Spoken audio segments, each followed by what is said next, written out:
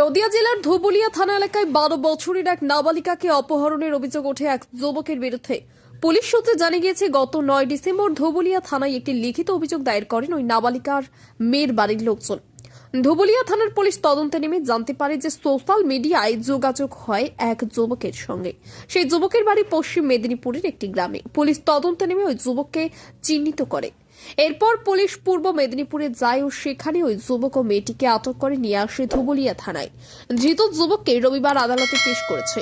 নাবালিকা অপহরণ মামলা রুজু হয়েছে তার বিরুদ্ধে। মাত্র 5 দিনের মাথায় তদন্ত নেমে বড় সাফল্য অর্জন করল ধুবুলিয়া থানার ভারপ্রাপ্ত আধিকারিক এমডি ইলিয়াস।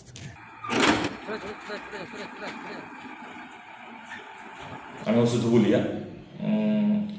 গত 9 তারিখে আমার ধুবুলিয়া থানায় একটা অভিযোগ আসে যে ধুবুলিয়া থানার একজন অভিযোগ করেন যে তার 12 বছরের 5 মাসের একটা মেয়ে তার বাড়ি থেকে আর কি নিখোঁজ হয়। বাড়ি থেকে মেয়েটা কোথায় যায়, কার সঙ্গে যায় ওরা জানতে পারে না। অনেক খোঁজাখুঁজি করে না পেয়ে যখন আমাকে জানায়, তখন আমাকে অভিযোগ দিলে আমি একটা কেস করি, কিডন্যাপিংয়ে কেস করি। সেই কেসের তদন্তভার আমার একজন অ্যাসিস্ট্যান্ট সাব ইন্সপেক্টর সঞ্জীব হাজরাকে দেওয়া হয়। সঞ্জীব হাজরা ওই কেসের তদন্তভার পেয়ে প্রথমে মেয়ে সোশ্যাল মিডিয়াতে আর কি ফলো আপ করে। এই ফলো আপ করার পরে তারা জানতে পারে যে সোশ্যাল মিডিয়ায় একটা ছেলের সঙ্গে মেয়েটা নিত্য টাচে থাকতো। তারপরে সেই ছেলেটাকে আইডেন্টিফাই করার চেষ্টা করা হয়।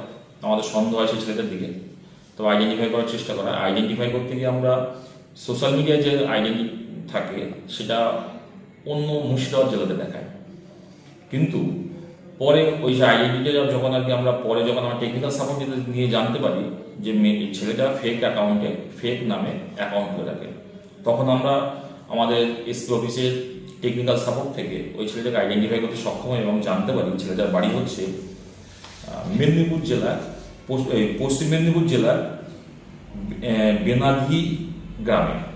তখন আমরা আমাদের এই অফিসার একটা পুলিশ টিম নিয়ে সেই পশ্চিম মেদিনীপুর কোতোয়ালি থানার আন্ডারে বেনাদিতে ওখানে যায়।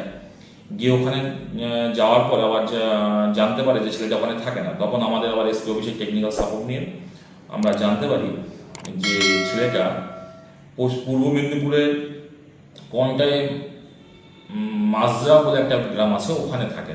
তখন সেখানে আবার পুলিশ টিম সেখানে পৌঁছায় এবং সেখানে রেড করে মেয়েটাকে উদ্ধার করে এবং ছেলেটাকে আটক করে।